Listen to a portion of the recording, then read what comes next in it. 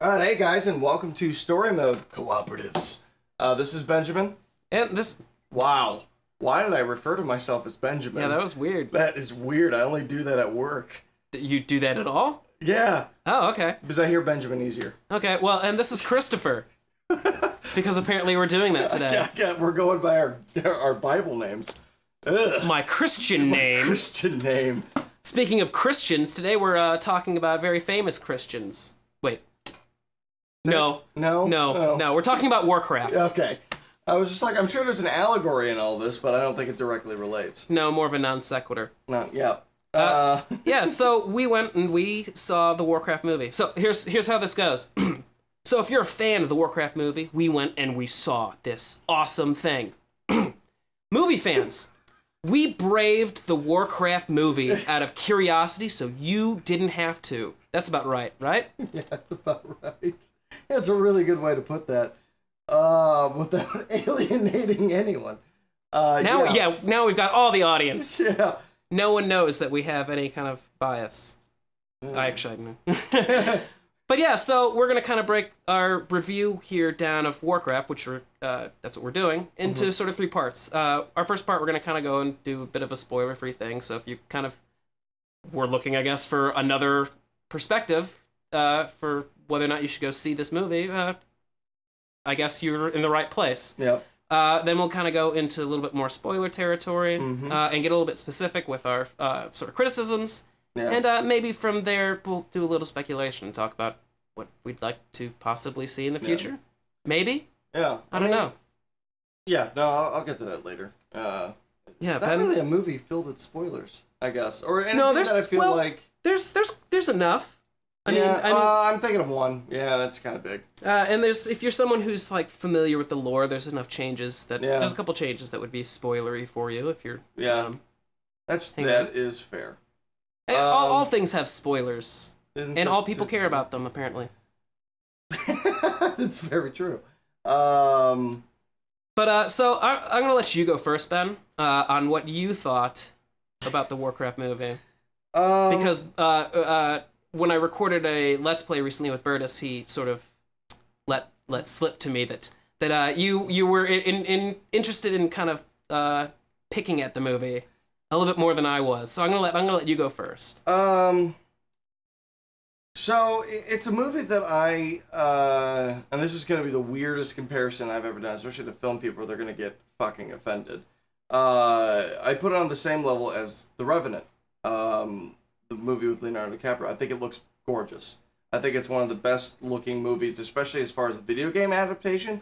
I mean, you think about any other video game adaptation movie that's ever been out there, with the exception of Ratchet and Clank, but I don't want to say their job was easy, but they were doing an animated movie based on a game. Did you see Ratchet and Clank? No, I really want to, though. Okay. I was just curious. But as far as talking about aesthetics, yeah. You think about the Mario movie. God, what happened there? Mortal Kombat may have been close, but like as far as really capturing a true adaptation as far as visuals, incredible. Have you seen Silent Hill?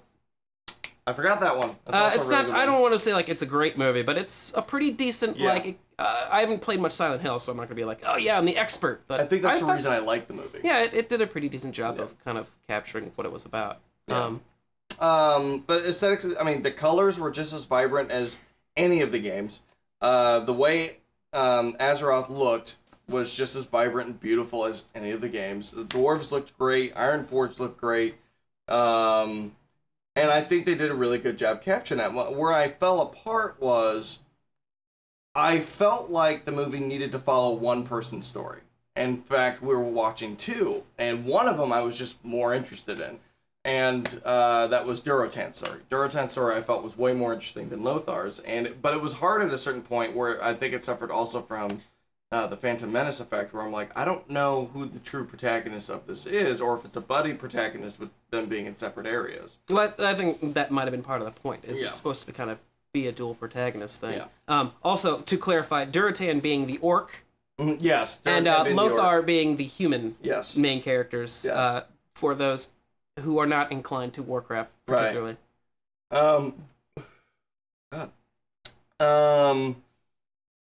And I really like that they. At first, when I first saw the trailers, I thought the orcs. I was just like, Didn't they just make this all animated and do just fine? But like, it looked great with the orcs and how they, you know, blended into the environments with humans and stuff. They look great.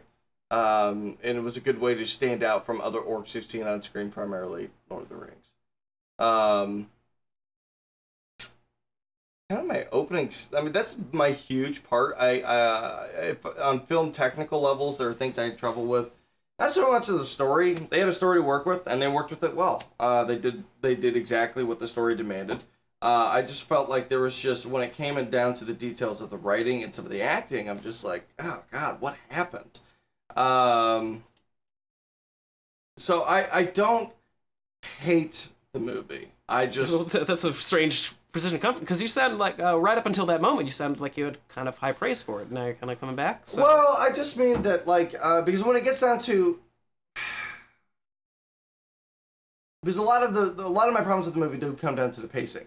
That there are moments in a movie where I'm all of a sudden thinking, oh yeah, I'm in a movie theater.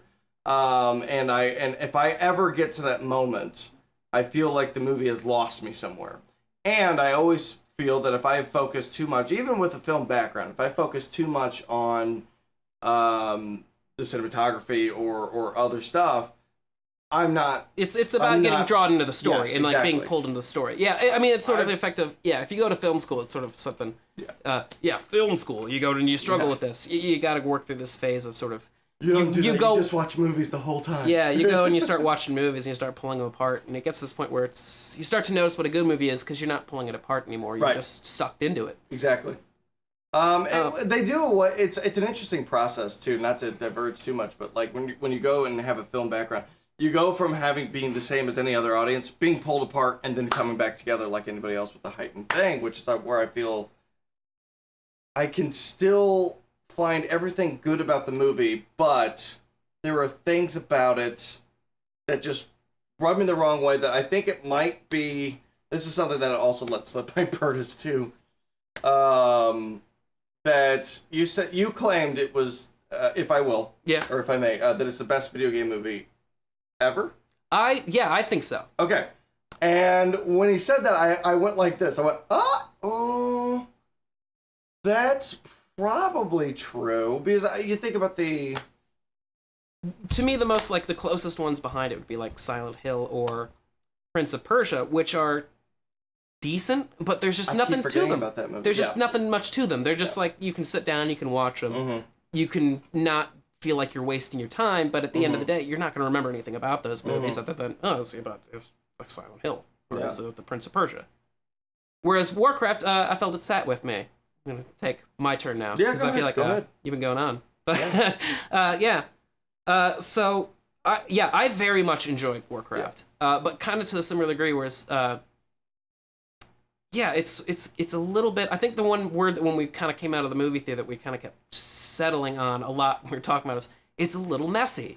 Yep. It's kind of a hard film to like because it's kind of messy. It's peculiar because... So I kind of read like a whole bunch of reviews, and there's some people who've been really mean to this movie. Like, they're always bizarrely. But yeah. And I wonder if these are people just like, they just have to have extreme reactions to something. It's either something's 4 stars or it's 0. Yeah. It's either amazing or the worst movie ever. It's Battlefield Earth meets whatever other crappy movie. Was that really one? Someone. Examples? Yeah, there's someone. Yeah, that's there, a low blow. A literal quote is like, if Battlefield Earth and Lord of the Rings had a kid, it would be Warcraft. It's just like, man. Oh my God. This person just has it out for this movie. Yeah. It's like something against video games brutal. or I don't know. That is brutal. Yeah, the movie is nowhere near that bad. No, I will even say that. It is. So the real problem with the Warcraft movie as it stands right now is it's poorly edited. I really haven't seen a whole lot of people actually land on that as sort of a criticism. They're all over the place. They're sort of like, oh, this character's performed poorly, or this character's performed poorly, which is weird because then you can read another review. They're like, oh yeah, no, this character is perfect. The one weird one in particular was Paula Patton as Garona.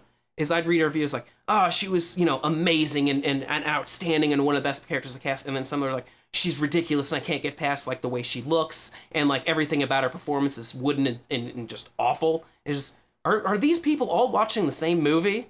And it's just kind of bizarre. I would make the argument she might have been one of the strongest performances. I just think it comes back to editing with her. Yeah, I think it all comes back to the editing, which is something I'll get into a little bit more when we get into the spoilers, because it's a little bit hard to really kind of get into it without getting a little bit particular about where it starts to break down. But to me, when I was watching, that was constantly the thing that, like, when I was pulled out of the movie, that's what I was noticing. Was like, why are we cutting around in this weird way? Why is this scene kind of strangely pieced together? Or why are we seemingly kind of jumping very quickly from one scene to the next? To me, really, the sort of the biggest kind of thing that bugged me the absolute most was the transitions were really fast. It would, you'd see like the guy jump onto a griffin and start flying off into the distance. I'm like, this is cool. All right. And then just like fade in 2 seconds, like less than that, to like an orc walking across the camp. And it's just like, these are two really great shots. Why don't you let me feel them both? And instead, they're just kind of rushed together. That aside, like, when the sequences started getting going, there were some that were just really fun. And it's, when the movie was getting out of its own way, it was really great. Like, there was things I really enjoyed about it. And it's part of why I was like, yeah, I think it is the best video game adaptation. Part of that, too, I think, is just the way they really completely threw themselves into the world. Whereas one of the comments I've seen from a lot of fans is like, it's a fan movie, it's made for the fans. And I don't think that's necessarily true or untrue. I think it's just a case of finally really taking full advantage of a video game world. Mm-hmm. Of going like, we're gonna set our movie in this video game world. Mm-hmm. And when you do that and you pull in all the aspects of the world, of course it's gonna look like it's for fans. Because you've set it in this exact same place. Mm-hmm. And it's, again, like, yeah, just taking advantage of this. And one thing I just want to mention real quick too is like, the visuals were outstanding. Just sort of, yeah, I was kind of blown away by how amazing the orcs looked. Mm-hmm. It was one of those where it's just like, I could see in trailers, and you watch it on YouTube or you watch it on your computer, even on like kind of a larger TV, it's just like, this looks pretty good, but not amazing. And then you sit down and here's like, oh my gosh, like they put a soul into this, into this character. Was it crazy impressive. And the one thing you also mentioned too, that was like, yeah, that's one thing that jumped out to me was the colors. It was something I really, really appreciated to actually see in a movie, and is one of probably to me the most refreshing thing about Warcraft is it was so colorful. It especially since you see so many movies that are so just drab and bland because they're doing this color washout now in the editing phase, where just everything looks the same and it's all digital, and it's just here's this big vibrant thing with greens and blues and reds, and it's gorgeous. So if you're someone who really likes just a feast for the eyes, definitely a movie for you. It's a very interesting color contrast too, focusing on green and blue, with Fell Magic and then just Stormwind, right? Yeah, not sort of. Around, it was Stormwind. Yeah, Stormwind. Okay. Yeah, which is the other thing that I thought was really cool about it too is the magic. Yeah. Oh, yeah. I don't think I've seen a movie in which, like, it's one of those things where when you're playing a video game, of course, magic's a much bigger component rather than, like, it's not just the special power that just Gandalf has. Yeah. It's, a bunch of even normal people have magic, so it has to look fucking cool, and it looked fucking cool. Yeah. Oh, that was what was really, really neat about the movie. Yeah, because I don't think you see too many movies with magic. I mean, yeah, you could throw the whole Harry Potter thing in there, yeah, but Harry even Potter then had they some. use... Yeah, they the thing use is, I never really practical ways to kind of do but everything. I also never really felt like, I don't know, I never felt wowed by the magic in Harry Potter. Same. It never felt like just quite what it was in Warcraft. Yeah. They really out-magicked Harry Potter. Yeah. Which is to say something which is a movie about wizards. Right. They definitely brought to life in a very lively way the magic from the game. Yeah. And put it on the big screen. But yeah, so I would recommend Warcraft to anyone who's a fan of the Warcraft universe at all. I can't imagine that you would walk into this movie, despite its sort of flaws, and not come out of it at least enjoying parts of it. If you really like fantasy, I could see you probably enjoying it too. As just sort of, if you're kind of fascinated by movies, it's kind of worth a watch too, to kind of see how some poor editing can kind of make it really hard to access and get yourself into a movie. when that's the one thing that breaks down, and not like production or acting or anything else. It's just this one little element that's actually really very crucial that people kind of forget about. Yeah, I mean, I'm always going to recommend that somebody watch a movie, whether I hated it or whether I loved it. I just think it's one of those things that, like, every movie should deserve. Yeah, but would you go spend money on it? Yeah. Yeah, I would. But I think well, you did. I mean, that's well, yes. I mean, but I think what it comes down to is use your discount day. I think what it comes down to is, yeah, if you're a fan of I think it's a primary thing. If you're a fan of the Warcraft universe, go see it. Yeah. Well, I think from there we should move on to sort of a little bit of spoiler territory. So, if you want to not have this movie spoiled for you in any way, shape, or form, leave now. Yeah. Are you gone? Give me a second. Bertus? He's lingering in the background, waiting to get his spoilers. Anyway, so yeah, spoilers. Yeah, so I wanted to talk actually a little bit more, kind of specifically about the editing and where I felt like it kind of broke down. I also want to actually bring up, just kind of up front, one sort of weird thing about this. Not weird, but kind of factoid, because when it comes to the editing, the guy who edited it his name is Paul Hirsch. You can look him up on IMDb. And this guy is no slouch. He edited Star Wars: A New Hope. He edited Empire Strikes Back. He edited Source Code, Duncan Jones's last movie, which is pretty damn well put together. And he edited the last Mission Impossible movie. Here's a question. Who was the main studio in charge of its production? Do you know? Legendary. Really? Yeah. Oh, that's even more surprising. So I have a hard time believing that the editing is really poor because of him. And Duncan Jones's last two movies are really well put together too. Yeah. So one kind of little factoid also about the movie. As it stands right now, the theatrical edition has 40 minutes cut from it.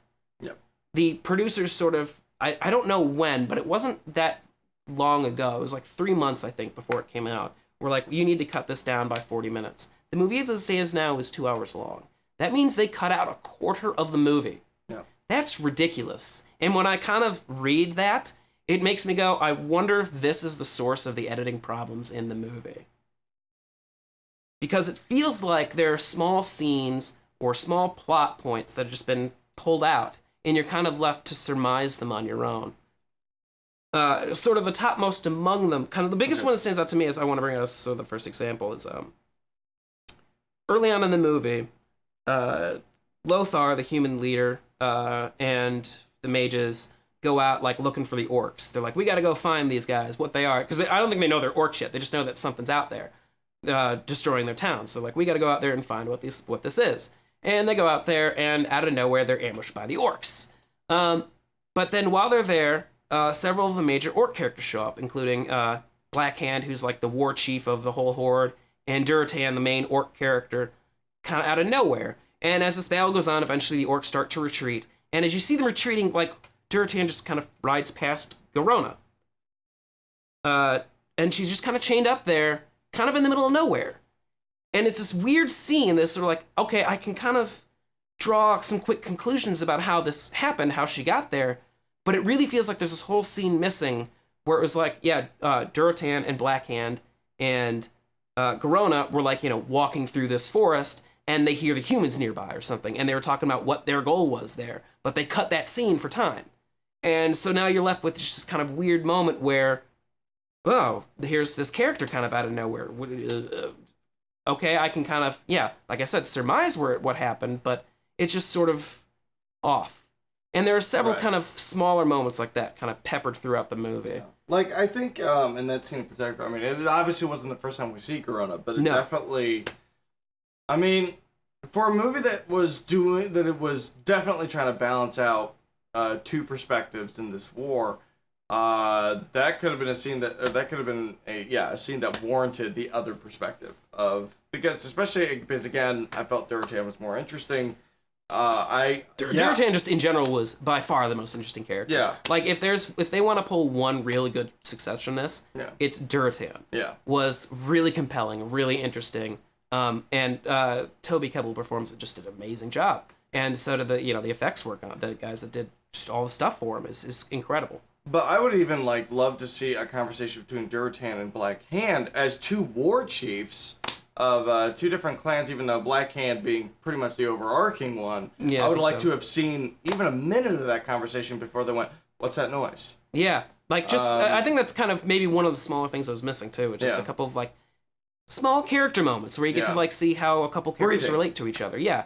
That's really the one thing that the movie's missing is any kind of breathing space. Yeah. I have seen some people that have reacted really well to that. They seem to really like that they're just kind of throwing all the stuff to the side and you're like, this is the story, this is the story, this is the story. I think you can always find that balance. Most movies do. Well, because here's the thing, there are moments when it does slow down a bit. Yeah. One of my favorites being towards the very end, when Lothar comes back into the battle, and he has the one-on-one fight with Blackhand at the end. And that whole scene is really well done. And including a couple really subtle things. There's this really great moment after Lothar stands up, and you get this great close-up of his eyes. It was interesting to see, because I kind of, when I saw this, I was like, oh man, that feels very Sergio Leone.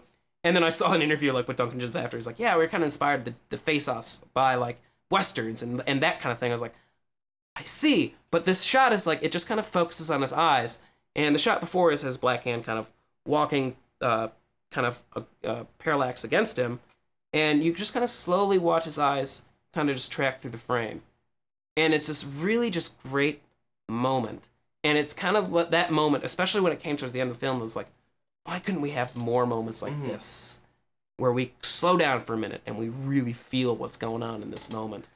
Because I feel like where that could really slow down earlier in the movie to make that moment even better, his whole thing with his son.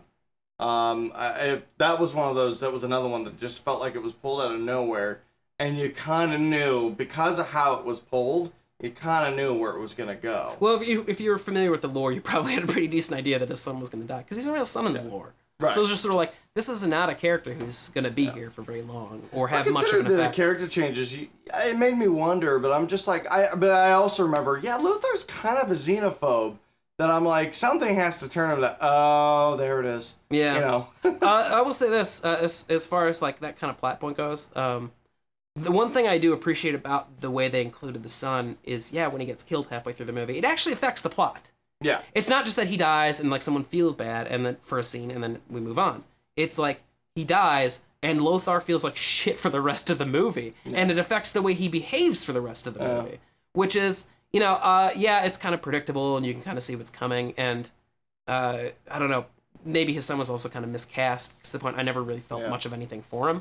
Maybe there's another group of scenes that got cut that would have really helped that. But I do appreciate that at least the character had an impact on the other characters. Yeah.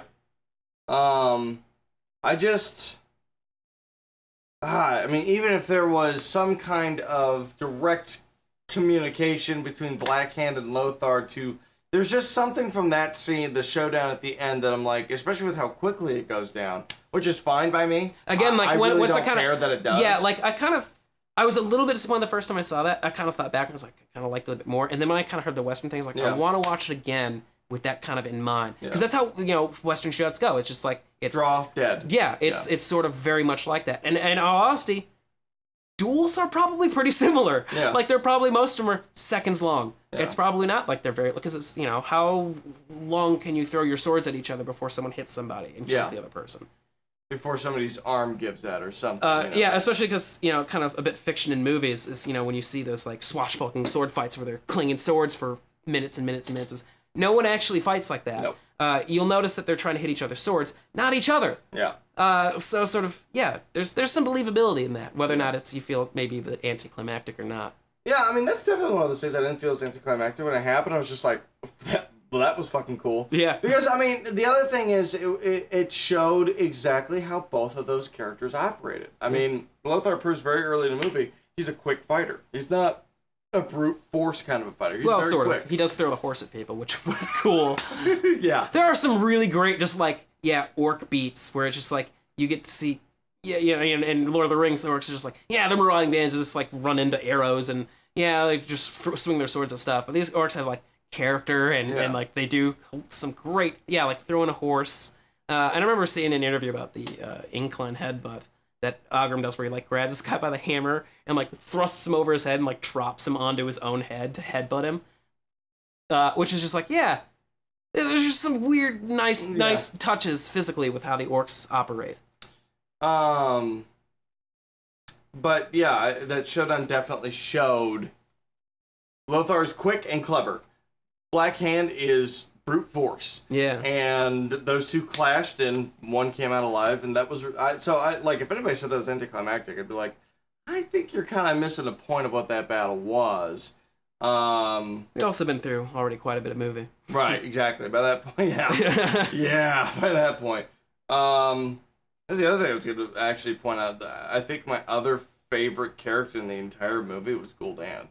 Gul'dan was really well done, which is really interesting because so right now they have Gul'dan again, and he's shown back up in the computer in the World of Warcraft. Yeah, right. Interesting. He's played by Troy Baker.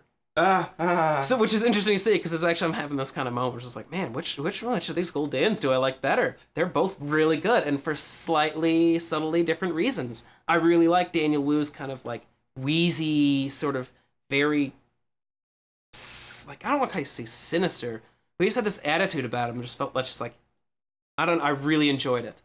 It was a really great guy who could hold his own in brute force. He was very snake-like, I will say. He had a very interesting amount of contrast going to him that I really appreciated. I mean, God, the fucking fight with him and Durotan was great. Yeah. And they did another really great job is when he kills Durotan. It's not the fact that he cheats. I mean, that's a huge part of it. I mean, it's just how he does it. I mean, that is just, in my mind, one of the worst ways he could have died. Yeah. This character that you really like, one of the worst ways he could die. And again, another example of a scene that's just like, once you get into it, it's really well done and really affecting.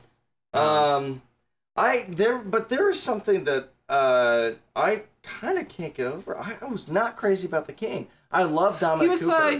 Well, I think a lot of it's just he didn't really have a whole lot of scenes of anything to do. Even the interpretation was odd. Yeah, well, he was a little wooden. I don't know. I think it was just as a character didn't have a lot to do other than just be the king. Other than die. Yeah, which is actually one of the lore changes I really appreciated from the series games. How much of it was a lore change, and how much of it was it just answering a question that's always been out there? It's pretty much almost entirely a lore change. Because I can't remember the whole how it happens originally in the games is Garona does kill him, but she's mind controlled by Gul'dan. Right. And that is pretty official. Like, she was not in full control of herself when she did that. It is unlikely, it's pretty much implied that she probably would not have killed him if she were in full control of herself. So it's not any kind of like sacrifice on his part to be like, oh, no, you kill me so that maybe we can have this other at least kind of backup plan kind of going on. Which I liked a lot more, and as wooden as his performance was, and as little as you got to know him, it was a really nice moment for him in that moment, at least, to kind of give him some characterization, at least after the fact. It is. Okay, I kind of get it was at least a moment that you go, yeah, you didn't build up to this necessarily the best, but at least I get a really good sense of who this character is now. Yeah, he's looking out for the best of his people. But you have that moment, which I would even concede, good as a characterization from him, and then you get but right before this battle, which I do want to touch upon this battle because I think it's one of the most fascinating parts of the movie for many different reasons. His speech before the battle, I was just like, I honestly, I think part of the reason is I can't remember it, and that's probably a bad sign. Yeah. Like it's one of those he had a speech before the battle? Yeah. I mean, I vaguely remember that, but I really don't. Yeah. It's sort of like Mace Tyrell in that just before they're walking into the Sept in the latest Games of Thrones. Yeah. Madness has had its day! They're both cliche. But except that one I actually remember. Yeah. Because it had a different purpose of why. Anyways. I love that they put that battle in the movie. Even though they pretty much went straight through a lot of the different battles that probably happened in the game. I see. I'm not that familiar with the game itself. I know the lore of the game. I'm almost 99% positive that's the very last mission of Warcraft 1. I think the last mission would be the sacking of Stormwind. Because I know that's one thing that happens. You finish off as the Orcs, then. Well, the canon ending is that the Orcs win. Yes. So, like, when Warcraft 2 starts up, it's leading off from the Orc campaign. Yes. Rather than the human one. Because I think the human one ends with you killing all the Orcs. Or at least getting them out, shutting the Dark Portal or something. So, that what you're talking about may actually be the last quest from the human perspective. I think so. So, it's maybe a little bit shifted in that way. Yeah. I thought it was great that they put it in there. Because the greatest thing about that mission, if you ever played an RTS game, it's a very famous kind of a mission. Hold the fort down for like 30 minutes. And if you can do it, great. It's a really kind of a really great accomplishing feeling that I felt like that they just like missed their mark by a hair. Because when they're all surrounded on the, which was a great couple shots that they threw in there, when they're being surrounded next to the portal, I was just like, oh yeah, we're going to get that fucking desperation. And then I felt like they kicked away from it too quickly to go back to what Lothar was doing. With Medivh. I'm like, no, I want to see the desperation. I want to see just how bad things are getting for these humans. I think that was another kind of editing mishap was there's a couple in the Medivh scene itself. Yeah. One being is like when they show up to like confront Medivh at the end. Like Khadgar throws like a spell at him and Medivh like turns to look at him evilly. We cut back to the battle. And then when we cut back to the Medivh scenes again, Khadgar and Lothar are just hiding somewhere. Yeah, and like, Lothar is suddenly without his armor. Well, I can kind of believe that because like when he picks him up, like he's like crushing his armor off. Yeah. Sort of. So like there's that. It's just kind of. But it feels like there's a scene that they cut there of them like running away and hiding. Yeah.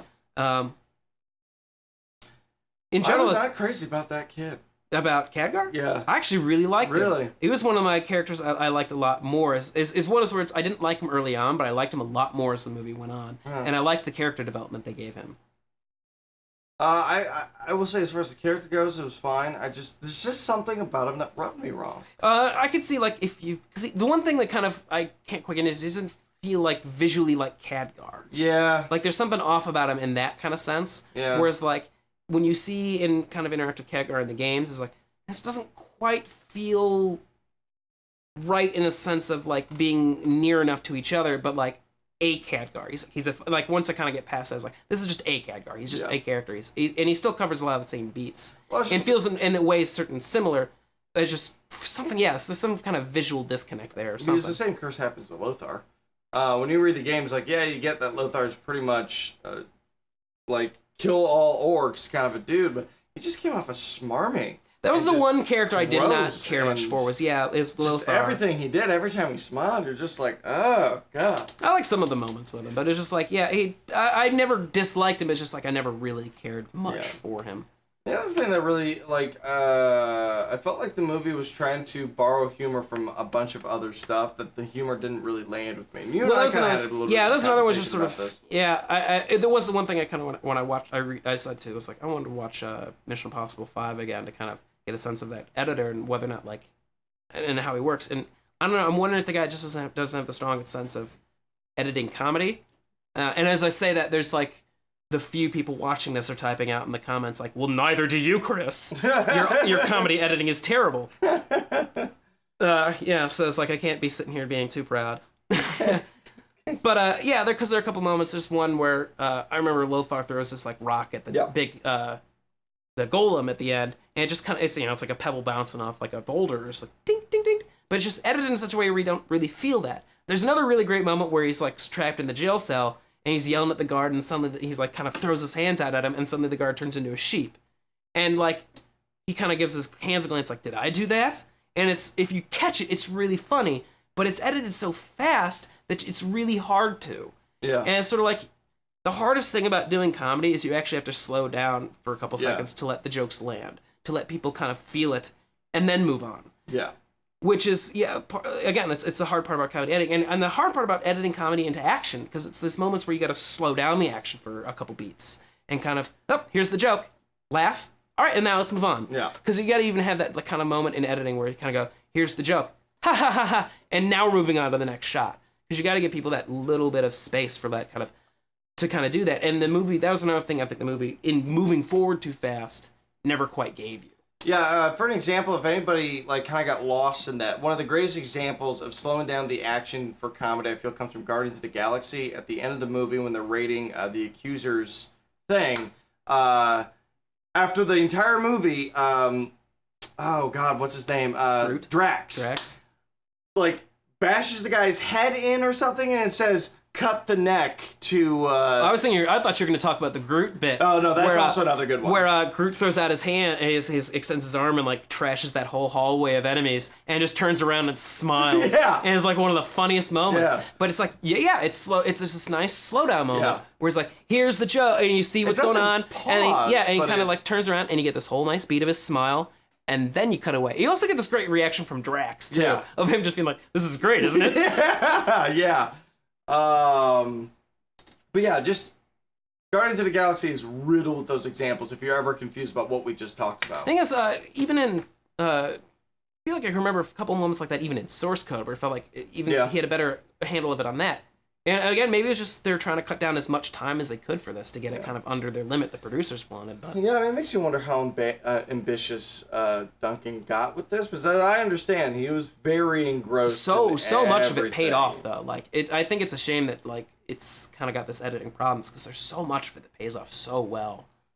But yeah, it's sort of what I'm most interested in at this point is I want to see an extended edition come out when it comes out on Blu-ray that adds that 40 minutes back. And when you see that 40 minutes, you kind of sit down and you go, yes, this is the best video game movie, like by far. All of the adding all that time back, like got rid of all of these problems, which I imagine is probably going to get rid of a good chunk of them. I can only hope. The few things to me that might like not go away are like the fast transitions, because that may have been something that was kind of inbred in there already. But who knows? Maybe that is something that they kind of collapsed for time again. It's like we need to save time anywhere we can, and we'll do transitions. We'll have those going as long. That's my hope and my prayer. I feel like it's pretty likely because, like I said, most of the people involved in this, they're no slouches. Like I don't see the kind of errors that I see in the movie aren't the kind of thing I would see them like letting happen for that long. And especially, again, like, yeah, if you were to add back if you were to tell me there's a quarter of this movie missing, suddenly I go, okay, now a lot of those editing, I think that makes a lot of sense. It's one of those things that, like, it makes me think, in the same vein, video games apply into adaptations the way I feel kind of books do. I wonder if it would do better as a TV series. I think with Warcraft 1, they did a really good job. I think this is a good moment to kind of move on to sort of the speculation part, especially since we've been talking kind of spoilers for a little while. Yeah. So we'll kind of start to finish up here. But because we did kind of talk about this, is I can kind of see where you're coming from about it being a series, but part of me is like, I don't think there's quite enough story from this chunk of the Warcraft lore to really pull that much material out of. The other problem being, too, is you have so many characters shuffling in and out of stories that it'd be very, very hard to produce unless you had characters like playing multiple roles, like actors playing multiple roles, which, interestingly, I didn't know such the way after the fact. Toby Kebbell actually does. He plays Durotan, but he also plays Antonidas, the mage, like the head mage. Like you can't notice because he's all covered in like old guy makeup. But when I kind of I saw that on IMDb, it's like, oh, like, and then you can kind of see a picture of him. It's like, that's kind of neat. It's one of the things I kind of hope that they do kind of embrace a bit more with the idea of like, you can do motion capture and look totally different, and then you can play yourself, like, how you look in this scene.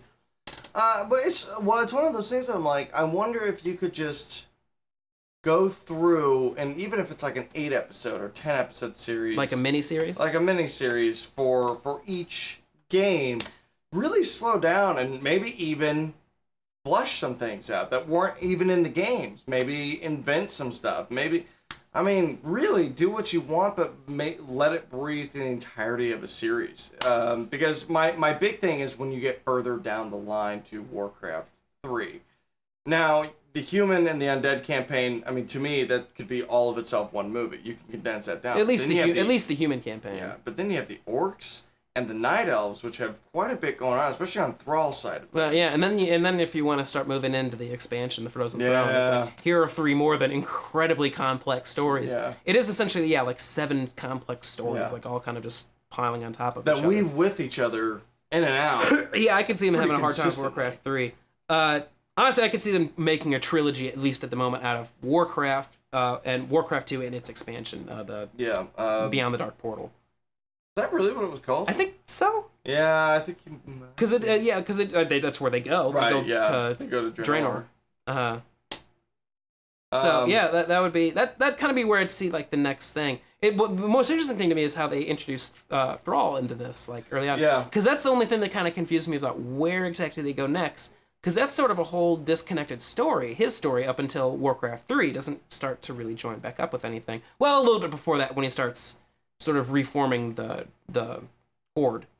Yeah, I mean, because that's going on a little bit before Warcraft 3 starts. What's weird is that's a really big story, but it doesn't happen in any of the games. It's like you kind of join up in Warcraft 3, and he's already kind of done that. Yeah. Whereas at the end of Warcraft 2, it's like, all the orcs are in internment camps.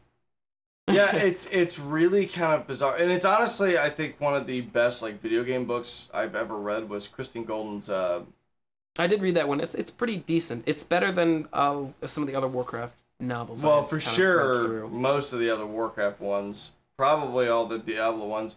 Well, I wouldn't. Richard Knack. Don't be too mean, man. That's when Richard Knack comes onto our channel and is like, "Well, what have you written that's great, Ben?" That's fair.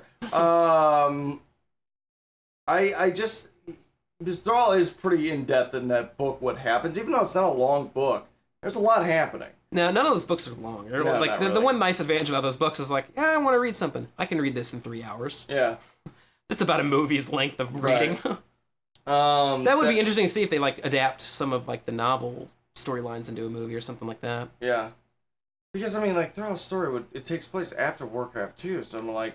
Yeah, they could kind of do? It could kind of maybe they'll find a way to kind of cross over between the two. Maybe they have sort of the story of Warcraft 2 and the Orcs sort of defeat on Azeroth as sort of the story of Warcraft 2, whereas Warcraft 3 would be kind of like one half of the story is maybe Khadgar and all those guys going through the Dark Portal and going to Draenor, and then we have sort of the other side on Azeroth where it's like Thrall's rise. But as I say it too, it's like, man, that would have all the same problems as this kind of movie had, where it's like, probably just a little bit too much focus on two sides. I think that would have been, I almost wondered, like, maybe it would have been really neat to kind of go, it's like, let's do an orc movie. We're just going to do this movie from the perspective of the orcs, and the humans are going to look like the bad guys. Maybe, I feel like, that, honestly, that might have been a really even better movie if they'd just really gone all out. I can see why that didn't happen, because it was, like, focused on the humans until Duncan Jones took over in the first place. Yeah. And then trying to go like, well, and they probably didn't even really necessarily know until they really got into it how well the orcs were going to work. Yeah. So it's sort of like one of those things where after the fact, of course, you'd think like, we should just focus on the orcs and make the orc story. Right. But when you're making it, you may not have been able to pull that out at the time. Especially since sort of humans we relate to humans easier than anything else. Yeah, sort of. For sure. I mean, I guess people really relate to the Na'vi and Avatar. Yeah. I've not actually seen that movie. Really? No. Interesting. I'd be really curious what you thought about that one. Maybe I'll have to watch it sometime sooner or later. Yeah. So, I would be willing to see another Warcraft movie. I'd be totally down. Like, I would love to see another I really hope we get to see another Warcraft movie. My thing is, though, I feel like I have to see Deathwing. I mean, I'd be cool to see. It would be very cool to see, like, dragons or something like that. I don't know about necessarily showing off Deathwing that early.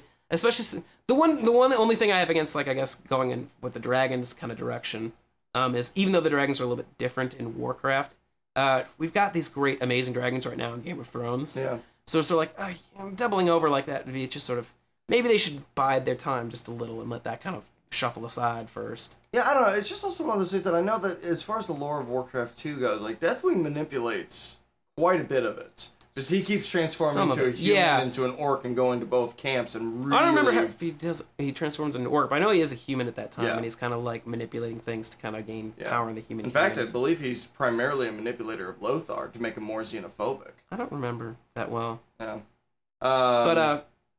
Yeah. You must really enjoy Deathwing, huh? I really like Deathwing. I can't believe I didn't play Cataclysm. Yeah, that's kind of peculiar since I don't know really why. like that I imagine a few reasons why I stopped, especially about the time of Cataclysm. But yeah, because I think that mission when you fight against Deathwing in Warcraft 2 was not only difficult, but it was really kind of cool. I wouldn't know. I didn't play. Yeah. I played. I think I mentioned this in some Let's Play otherwhere, but I pretty much have only played like the human campaign in Warcraft 3. Yeah. Because I'm not good at RTS games. Yeah. I'm terrible at them. The Orc ones become the more difficult. So I've watched, the cutscenes on YouTube for Warcraft 3. It's like, okay, I get what's going on. Yeah, I mean, it's not really hard to pick up what's being put down. Especially in the Orc ones, those cutscenes are pretty clear. Anyways. But yeah, I'd really like to see more Warcraft. And as you talk about like a series, if they move on to a series, like maybe around the time Warcraft 3 came out, they'd move into doing that as a series, because I could see that working a lot better. Yeah. Because they could kind of do it like Game of Thrones, where they have all these kind of disparate storylines that eventually start coming together. Yeah.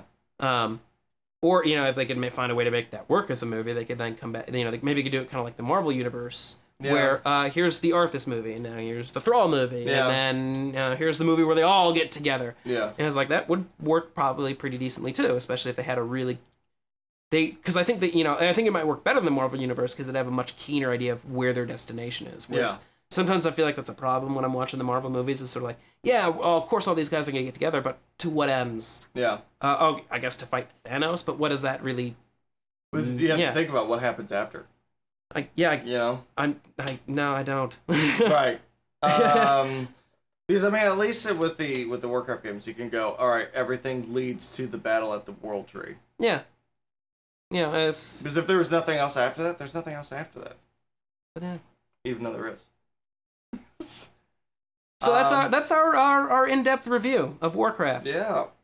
Kind of a tentative recommendation would probably be the best way to put it. Yeah. And if you happen to see that they have an extended edition when it comes out on Blu-ray, I would probably then go straight to like a rate-up recommendation. Just watch that. Yeah. Definitely pick that up, because it's like you're not gonna see sort of the weird kind of flaws that exist in the movie as it is. Or at least I'd hope. Yeah. That would be really weird if it extended it. That's kind of what I'm thinking more. An extended edition would be weird if it didn't solve. Yeah, I think the only time that's ever really backfired was Daredevil. Lord of the Rings, honestly, especially the one for the third one. Yeah, the Return of the King. Yeah, it's just like this is just long. It was one of those like, no, the theatrical version of this movie is better, because it already has like theatricals are really long. The theatrical already has like 3 endings, and then the extended edition adds like another 5. Yeah, you're just like Well, and honestly, that was the extended Return of the King was the first one I felt that had a lot of unnecessary scenes that we just don't give a shit about. Yeah, so sort of they work and they don't. Yeah. Some movies, they really benefit from kind of having a producer come in and go like, you need to cut this down some. Whereas this one, I could really feel like it probably hurt it a lot. Yeah, I could agree with that. Yeah. Right, then. Well, thanks for listening to our sort of video review. Warcraft. Thanks for listening to Story Mode. Story Mode. Next time on Story Mode, we'll find out. I don't know. I don't have a plan for next time just yet. But we'll think of something soon. Yep. Until next time, guys.